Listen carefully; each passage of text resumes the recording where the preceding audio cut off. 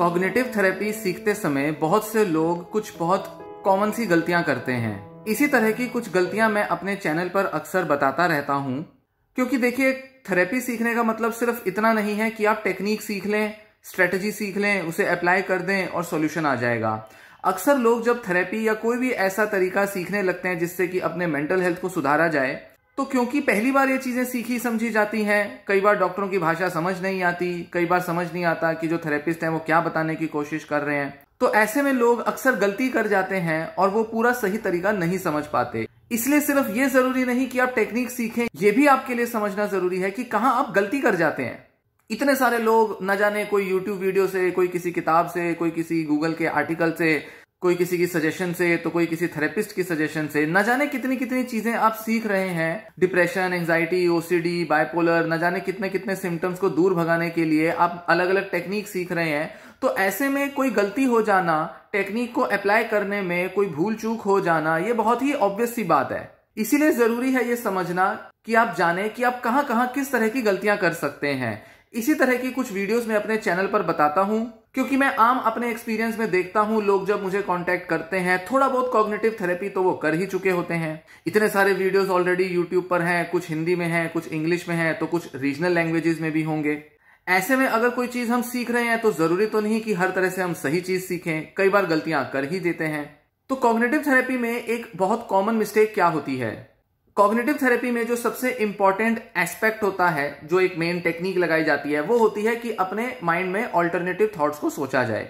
कोई भी सिचुएशन जो कि आपको एंजाइटी दे रही है, स्ट्रेस दे रही है, या कोई भी आपको डिप्रेशन महसूस करा रही है, ऐसे में जरूरी होता है कि आप अपने मन में जो नेगेटिव थॉट्स आ रहे हैं उसके ऑपोजिट, उसके उल्टे कुछ ऑल्टरनेटिव थॉट्स लाएं और उस सिचुएशन को नए तरीके से देखने की कोशिश करें।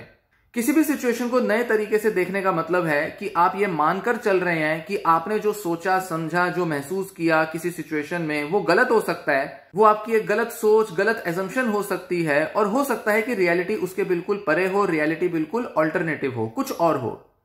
इसीलिए हम अपने मन को खोलने के लिए, मन को नए पर्सपेक्टिव्स प्रोवाइड करने के लिए, नए तरह से सोचने के लिए अलाउ करते हैं, इजाजत देते हैं, ताकि हम किसी फ्रेश पर्सपेक्टिव के साथ उसी सिचुएशन को देख पाएं जिसमें हमें एंजाइटी या डिप्रेशन हुआ था।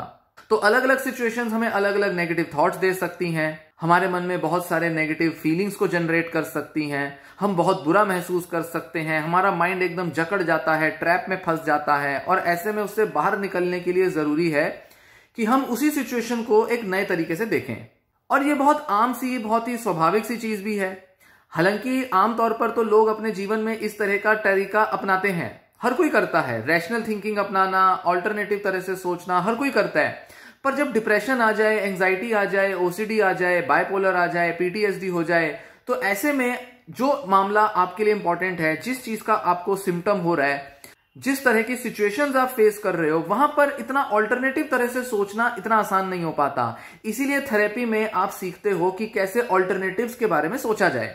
तो ये बिल्कुल लॉजिकल तरीका है, बहुत ही प्रैक्टिकल तरीका है, और ये कोई ऐसी चीज नहीं जो आप पहली बार कुछ नया कर रहे हो। ये जो हम ऑलरेडी करते हैं उसी को आप अपने मेंटल हेल्थ के एरिया में अप्लाई कर रहे हो। पर गलती कहां होती है? जब हम पूरी थेरेपी को हम एक लॉजिकल प्रोसेस समझ लेते हैं। हमें लगता है कि थेरेपी का मतलब है बस लॉजिकल तरीके से सोचना। लॉजिकल मतलब अच्छा ये नहीं, ये भी हो सकता है, इस सिचुएशन में ऐसा नहीं, ये भी सोचना चाहिए। बहुत से लोग कहते हैं कि हमें तो पता है कि सिचुएशन को अलग अलग तरह से कैसे देखना है। बहुत से लोग बताते हैं कि हमारा माइंड कई सारे ऑल्टरनेटिव्स पहले ही जनरेट कर लेता है।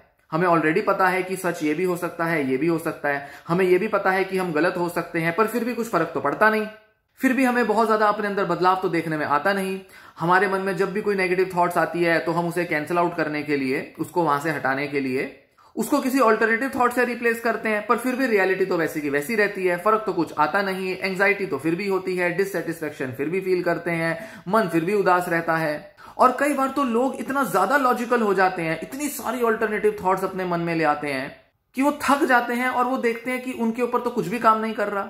इनफैक्ट ये लोग शायद ज्यादा इंटेलिजेंट भी हो सकते हैं, पहले से इनको पता है कि कौन कौन सी सिचुएशन किस किस तरह से देखी जानी है। इनफैक्ट ये दूसरों को बहुत ज्यादा सलाह देते हैं।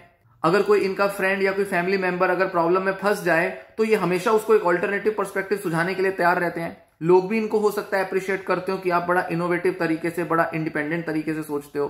तो फिर ऐसा क्यों है कि कई लोगों पर बहुत लॉजिकल होने के बावजूद थेरेपी वर्क नहीं करती? यहां एक चीज समझने की है कि कॉग्निटिव थेरेपी अगर अकेले में अप्लाई की जाएगी तो बहुत अच्छा रिजल्ट कई लोगों पर नहीं लाती।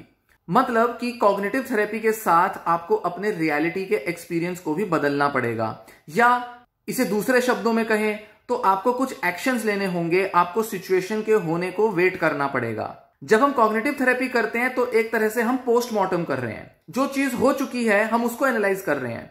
ऐसे में हो सकता है कि आप पास्ट में कोई बीती सिचुएशन के बारे में कई सारे पर्सपेक्टिव्स ले आओ, पर उस पर्सपेक्टिव को लाकर भी अब क्या फायदा? सिचुएशन तो होनी थी वो तो हो गई, जो चीज घटनी थी वो तो घट गई। कितना भी आप लॉजिकल हो जाओ, कितने भी रैशनल हो जाओ, अब आप उसका कुछ कर नहीं सकते। साथ ही हो सकता है कि कोई फ्यूचर सिचुएशन हो जिसके होने का अभी इंतजार कर रहे हो, उसके बारे में भी आप कई सारे माइंड में ऑल्टरनेटिव थॉट्स लाओगे, उसका भी कोई फायदा नहीं, क्योंकि उस पर भी आप वही सारे लॉजिकल या रैशनल थॉट सोच सकते हो जो आप हमेशा से सोचते आए हो। पर जरूरी है यहां पर कि आप उस सिचुएशन के होने का इंतजार करें, पहले उस सिचुएशन को होने दें, या अपने ऑल्टरनेटिव थॉट्स के अकॉर्डिंग उसके एप्रोप्रिएट जो भी एक्शंस लेने हो पहले वो एक्शंस लें। पहले आपको अपना बिहेवियरल स्ट्रेटजी बदलनी होगी, अपने बिहेवियर्स को चेंज करना होगा। जब आप नए तरह का बिहेवियर परफॉर्म करेंगे तब आप एक नए तरह की रियलिटी को कंस्ट्रक्ट करेंगे। आप रियलिटी को नए तरीके से देखने के लिए खुद को तैयार करेंगे। जब आप नए तरह का बिहेवियर अपनाते हैं तब आप कई तरीके का फीडबैक लेते हैं। कोई भी सिचुएशन में जब आप कुछ एक्शन लेंगे तो एक फीडबैक मिलेगा, उस सिचुएशन का कुछ रिजल्ट आएगा। अब वो जो रिजल्ट आ रहा है, वो जो फीडबैक मिल रहा है आपको, उसको अब आपको बहुत ही इनोवेटिव मैनर में, रैशनल तरीके से परसीव करना है। ये चीज जब आप करते हैं तब आप अपने मन को बदलने के लिए तैयार करते हैं और तभी आपका मन पूरे तरह से बदल पाता है। मतलब मान लीजिए आपकी किसी वर्क परफॉर्मेंस को या एकेडमिक परफॉर्मेंस को बहुत ज्यादा अप्रिशिएट नहीं किया गया, किसी तरह से आपको छोटा मोटा क्रिटिसिज्म मिल गया, तो आप एक ऐसी ग्लोबल जजमेंट बना लोगे कि मैं तो फेलियर हूं, मेरे तो बस की नहीं, लोग मेरे बारे में अब गलत सोचेंगे, मेरी इमेज डाउन हो गई, लोगों के ऊपर मेरा इंप्रेशन बिगड़ गया। कुछ इस तरह के आप बहुत ही ग्लोबल जजमेंट्स अपने को दोगे। ग्लोबल मतलब अपने बारे में इतना बुरा बुरा सोचने लग जाओगे कि जैसे सब कुछ आपके साथ बुरा हुआ है। तो ऐसे में आपको यह कहा जाएगा कि अच्छा, आप इस सिचुएशन को ऑल्टरनेटिव तरीके से देखो कि कैसे वहां जो और लोग इन्वॉल्व थे वो आपसे उतने नाराज नहीं थे। हर व्यक्ति ने आपको बुरा फीडबैक नहीं दिया, सिर्फ एक ही पर्सन ने थोड़ा सा ही क्रिटिसिज्म दिया, बहुत ज्यादा क्रिटिसिज्म तो आपको मिला भी नहीं। बाकी लोग तो आपके बारे में अच्छा सोचते हैं, आपको फेवर करते हैं, आपकी तारीफ करते हैं, आपके साथ अच्छे से पेश आते हैं। अब ये बात तो ठीक है कि आपने इस तरह से सिचुएशन को देख लिया, पर फिर भी आप पाओगे आपका मूड अच्छा नहीं हो रहा, क्योंकि बहुत गहरे में आपके मन में ये चीज बैठी है कि मैं तो फेल ही हुआ हूं, मेरे तो बस की ही नहीं हुई, आफ्टर ऑल ये सब सोचकर भी क्या मिल जाएगा, जो होना था वो तो हो गया, ये तो बस मैं खुद को खुश करने के लिए बोल रहा हूं, मुझे पता है कि दूसरे तो बहुत मेरे बारे में गलत सोच रहे होंगे, मेरे बारे में मेरी आलोचना कर रहे होंगे, पीठ पीछे मेरा मजाक बना रहे होंगे। कितना भी आप खुद को समझा लो, आप खुद को ये कहने के लिए तैयार नहीं हो पाओगे कि हाँ सच में कुछ पॉजिटिव मेरे साथ हुआ है। तो यहां पर क्या करना होगा? यहां पर आपको एक्चुअल में दूसरों के साथ जब आप फ्यूचर में इंटरेक्ट करते हो, दूसरों के साथ किसी तरह से अपने डर को, अपनी हिचक को दूर करने के लिए उनके साथ फिर से दोबारा से इंटरेक्शन करके उनका रिस्पॉन्स देखते हो, ये पाते हो कि दूसरे आपके प्रति नेगेटिव नहीं है। नए नए सिचुएशंस में आप पाते हो कि दूसरे आपके बारे में अच्छा सोच भी रहे हैं, अच्छे तरह से एक्ट भी कर रहे हैं, दूसरे आपको अच्छा फीडबैक भी दे रहे हैं। जब नए तरीके से आप अपने उस ऑल्टरनेटिव थॉट के अकॉर्डिंग अपने एक्शंस का चुनाव करोगे और अपने रियलिटी में कुछ नया महसूस करने की तरफ आगे बढ़ोगे, तो ही आप पाओगे कि आपका वो जो बिलीफ था, जो कि नेगेटिव बिलीफ था, आपको जो सिर्फ नेगेटिव चीजें दिखा रहा था, तब आप पाओगे कि वो बिलीफ अब इतना रिलेवेंट नहीं है, और जो आपने अपने मन में ऑल्टरनेटिव थॉट्स जनरेट किए थे उसके अकॉर्डिंग अब आप अपने को रियल में कुछ एक्सपीरियंस करता हुआ पाओगे। तो आपको नए एक्सपीरियंस जनरेट करने होंगे, नए तरीके से अपनी सिचुएशन को एनालाइज और इंटरप्रेट करना होगा, जो कि आपके फ्रेश नए वाले ऑल्टरनेटिव थॉट्स और बिलीव्स के अकॉर्डिंग होगा।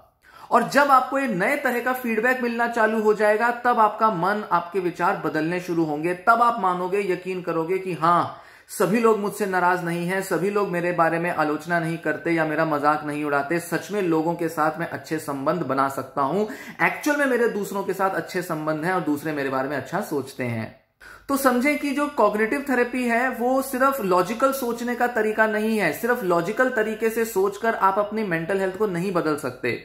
हमारे को रियल वर्ल्ड में कुछ एक्सपीरियंसेस करने होते हैं, कुछ नए तरह के एक्शंस चुनने होते हैं और एक नए तरह की रियलिटी एक्सपीरियंस बनाना होता है, तब जाकर हमारा मन पूरी तरह से बदलता है। क्योंकि आप इसी तरह से डिप्रेस भी हुए थे जब आपकी रियलिटी बदल गई थी, नेगेटिव रियलिटी को आपने यकीन करना शुरू किया, अब एक पॉजिटिव रियलिटी में यकीन करना शुरू करेंगे, तभी आपकी फिर से एक नई मेंटल हेल्थ अचीव होगी। तो सिर्फ अपने मन में थॉट्स को रिपीट करने से, बार बार उन्हें दोहराने से काम नहीं बनेगा, बिहेवियर लेवल पर काम करना होगा। और इसी को कहते हैं कॉग्निटिव बिहेवियर थेरेपी। जब आप सिर्फ कॉग्निटिव मतलब थिंकिंग लेवल तक ही सिर्फ सीमित नहीं रहते, आप बिहेवियर लेवल पर भी अपने अंदर बदलाव लाते हो। यही वजह है कि कॉग्निटिव और बिहेवियर थेरेपी साथ साथ दी जाती हैं। पर बहुत से लोग चूक क्या करते हैं, सिर्फ कॉग्निटिव थेरेपी तक फोकस करते हैं और यही सबसे बड़ी भूल हो जाती है और यही आपकी चूक होती है, जिस वजह से लॉजिकल होने के बाद भी आप खुद को बदल नहीं पाते।